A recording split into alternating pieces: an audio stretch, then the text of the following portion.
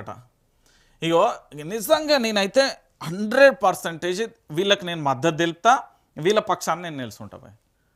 ఈ భారతదేశంలో నివసించే ప్రతి ఒక్కరూ కూడా భరతమాతను గౌరవించాం. మన తల్లి మన గడ్డ. మొన్న అసెంబ్లీ ప్రారంభోత్సవంలో వందే మాతర గీతానికి ఇదేం అవమానం. కాంగ్రెస్ మౌనమేళ అసెంబ్లీలో వాకౌట్ చేసిన ఎంఐఎం ఎమ్మెల్యేలపై ప్రభుత్వం చర్యలు తీసుకోవాలి. వీళ్ళని అర్జెంటుగా నేను చెప్తున్నా కదా, అర్జెంటుగా మన భారతదేశాన్ని విడిచి వెళ్ళిపోమనాలి, లేదా వీళ్ళ మీద చర్యలు ఎఫ్ఐఆర్లు నమోదు చేయాలి. మన జనగణమన మన భరతమాత వందే మాతర గీతాన్ని ఆలపించరు. అరే మన దేశం మీద గౌరవం లేదా?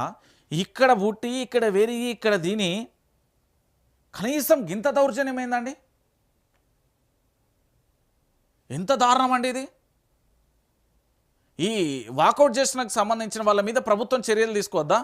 వందే మాతర గీతం అండి, స్వాతంత్ర పోరాటానికి పూర్తి స్థాయిలో కూడా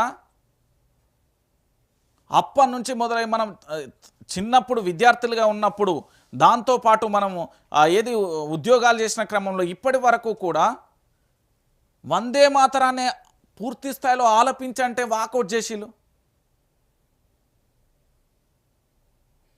ఎంత దారుణమైన విషయం అసలు. దేశ ఐక్యత సమగ్రత కోసం పనిచేసే చాలా సంస్థలు ఉంటాయి కదా, ఎందుకు వీళ్ళ పక్షాన ఇప్పుడు మాట్లాడట్లేదు? నాకు చాలా బాధాకరం అనిపించింది నిన్న.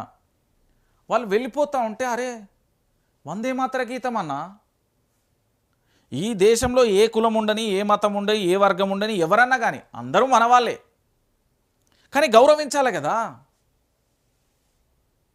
ఇట్లా గౌరవించకుండా వాకౌట్ చేసి వెళ్ళిపోతే ఎట్లా?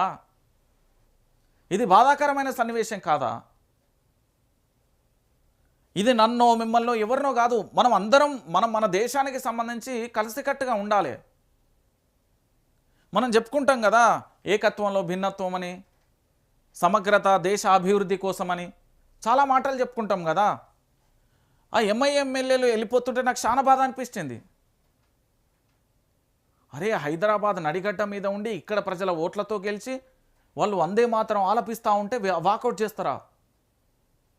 దీని మీద కాంగ్రెస్ పార్టీ మాట్లాడదు. నిజంగా బీజేపీ వాళ్ళు ఉండాలి, బీజేపీ వాళ్ళు ఉండాల్సిందే. బీజేపీ వాళ్ళు నయాన్నో భయాన్నో 100 సీట్లలో వీళ్ళు ఒక 10 మంది అన్న ఉండాలి, ఎప్పటికి ఉండాలి. వీళ్ళంటి వాళ్ళు అప్పుడప్పుడు ఉండాలి. వీళ్ళు 90mm సినిమా చూపెట్టడానికైనా ఉంటారు, వీళ్ళు ఉండాలి. బీజేపీ తెలంగాణలో ఉండాలి, ఇసొంటి వాళ్ళు ఉండాల్సిందే, తప్పదు. నేను చెప్తున్నా కదా, అరే మరి బాధాకరమైన సన్నివేశం అది. రైట్, ఇక మరో అంశం.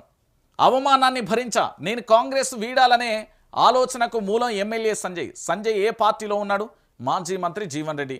జగిత్యాల మీడియాతో మాట్లాడుతున్న మాజీ మంత్రి జీవన్ రెడ్డి, జగిత్యాల ఎమ్మెల్యే సంజయ్